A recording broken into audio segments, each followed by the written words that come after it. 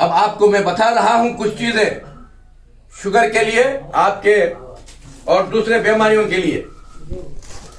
आप ऐसा करो, हर दिन 1 चमचा मेथी रात में पानी में डाल के रखो। पहले मेथी भून लो, एक आधा केजी पानी में डाल के रखो। सुबह को उठो, सोने से पहले 1 चमचा एरंडी का तेल गर्म पानी में या दूध में डाल के पी लो रात में। ये हमेशा आपकी आदत में रख लो।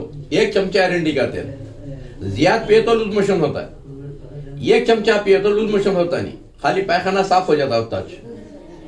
तो पीने की आदत डाल लो और सुबह में उठो 2 गिलास गर्म पानी पियो।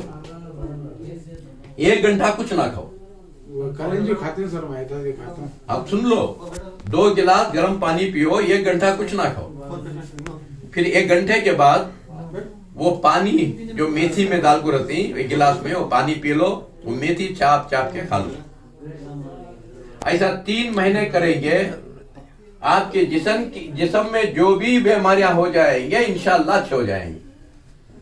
इसीलिए रसूल करीम सल्लल्लाहु अलैहि वसल्लम फरमाए, मेथी से बीमारी को भगाओ, मेथी से सेहत को मंगाओ, सेहत को हासिल करो। और मेथी के साथ अल्लाह के रसूल ये भी फरमाए, कलौंजी के काले बीज को अपनी आदत में रख लो। सिवाय मौत के हर बीमारी से बचाती है कलौंजी। अल्लाह वो पावर दे दिया कलौंजी के अंदर, है ना। 3 महीने अगर करेंगे इंशाअल्लाह आपके सारे बीमारियां दफा हो जाएंगी। और दूसरी बात, 1 दिन एरंडी का तेल दूध में या पानी में पियो और नाक में गिराओ। 1 दिन नारियल का तेल पियो, नाक में गिराओ। 1 दिन फली का तेल पियो, नाक में गिराओ। 1 दिन तेल का तेल पियो, नाक में गिराओ। 1 दिन जो है राया का तेल पियो, नाक में गिराओ। 1 दिन कलौंजी का तेल पियो, नाक में गिराओ। और 1 दिन जैतून का तेल पियो, नाक में गिराओ। आपके सारे पार्ट्स ताजे हो जाते हैं। ठीक है, तो 9 महीने बच्चे को नाक से ही पूरी ग़िज़ा पहुंचती है।